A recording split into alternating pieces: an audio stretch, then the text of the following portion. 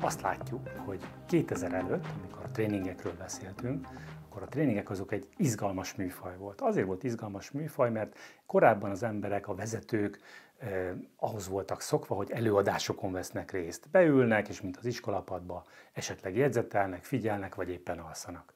A tréning pedig egy teljesen más műfaj volt. A tréningen lehetett vitázni, ki lehetett dolgokat próbálni, be lehetett szólni akár a trénernek is, tehát az egy nagyon interaktív valami. És ettől szerették is az emberek. 2000 után pedig megtörtént mondanám, hogy csoda, de a negatív csoda, ugyanis az történt, hogy az emberek, a vezetők visszajöttek a második, harmadik, negyedik tréningjeikre. És amikor visszaérkeztek, akkor azt mondták, hogy ja, én ezt már hallottam. És ez nem volt ugye egy trénernek, ez mindig rossz, hát ezt már hallották, ilyen tréningen már voltam. Oké, hát ha ilyen tréningen voltál, akkor csináld. És itt jött az igazi meglepetés, mert ugyanis csinálni nem tudták. Nagyon sok mindent megtanultak, és tudtak tudatosan, viszont nem alkalmaztak. Gyakorlatilag semmit, nagyon keveset, 10% alatt volt az, amit valóban a vezetők alkalmaztak is. Ez egy borzasztó nagy szakmai válság volt, 2001-2002, amiről most beszélünk, és át kellett gondolnunk az egészet.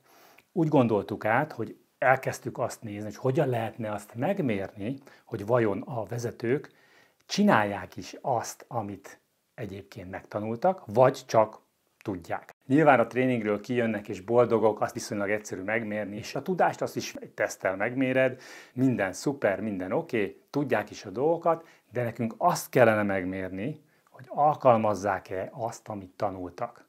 És ezen a vonalon indultunk el, és azt mondtuk, hogy ezt tudnunk kell mérni. Akkoriban összesen a világon volt 2 olyan cég, aki akkor ezt már mérte, vagy legalábbis kísérletet tett rá. Gyakorlatilag az ő nyomdokaikon elindulva azt mondtuk, hogy mindent mérünk, így alakult meg a Senza Consulting 2004-ben.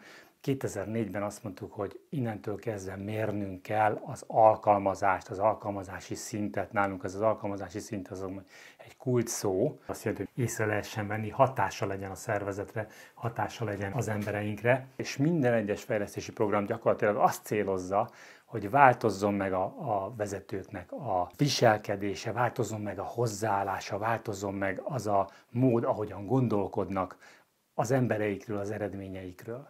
Hogyha alkalmazzák azt, amit tanultak, akkor jók vagyunk. Ha nem alkalmazzák, akkor nem csináltunk semmit. Kidobott pénz volt a fejlesztés. Az összes készségfejlesztésben a lényeg az, hogy szokásokat szeretnénk változtatni, és az új szokásokat, az új viselkedési formát, ezt meg kell mérni. A viselkedés változás a lényege a történetnek.